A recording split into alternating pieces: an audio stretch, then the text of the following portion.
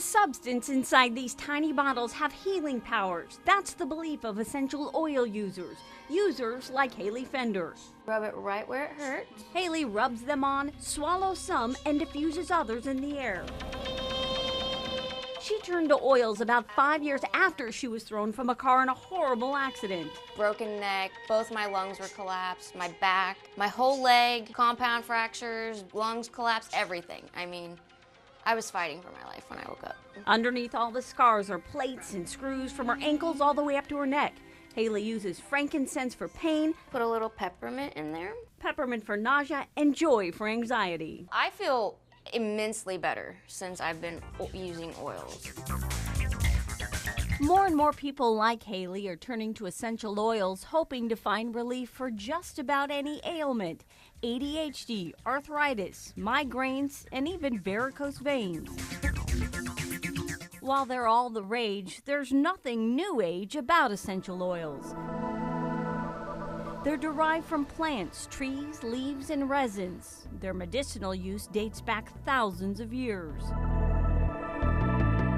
What was one of the gifts that was brought to the Christ child? Frankincense, myrrh. Certified holistic health coach Ren Wilson cautions, though, not all oils are created equal. Who's marketing you something, a pretty looking product, and who's really has an understanding of the growth of that plant, the soil that it's grown in, the way it's harvested, the way it's distilled, the way it's treated in the manufacturing process. A good place to start is to make sure the oils are 100% natural. Synthetic ones, Ren warns, can actually be dangerous. And many of them need a carrier oil like these to make sure they're safe for your skin.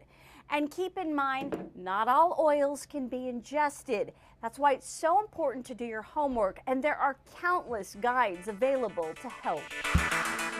Advocates are sold on the benefits, but do they really work? While conventional medicine is tested, studied, and its efficacy usually proven, Dr. Lance Luria says that doesn't mean there isn't a place for alternative methods, including essential oils. It's not a stretch to say, well, maybe these plants have value. Their potential for harm is minimal, and there's enough anecdotal or some studies that indicate a potential benefit. Why wouldn't you try it?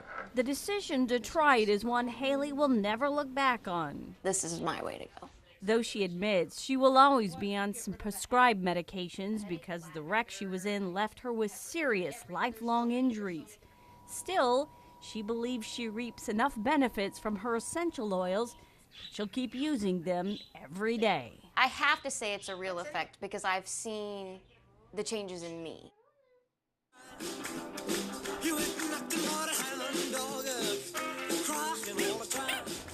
Feisty and funny, these energetic fur balls are, for many, part of the family. She's my baby. Just like a loved one, pets get a lot of TLC.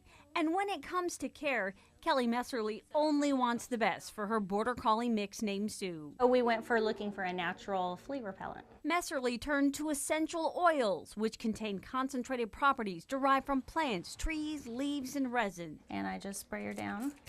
She says a rosemary and purification blend keep fleas away, and frankincense eases arthritis pain. I just put a drop right here.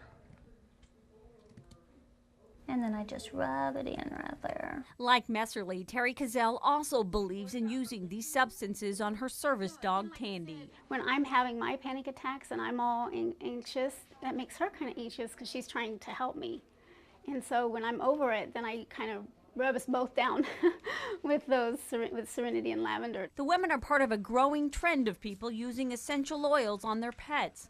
There are even classes on the topic, like this one in Springfield. The medicinal use for these potent oils dates back thousands of years and have been touted to ease a number of ailments in people.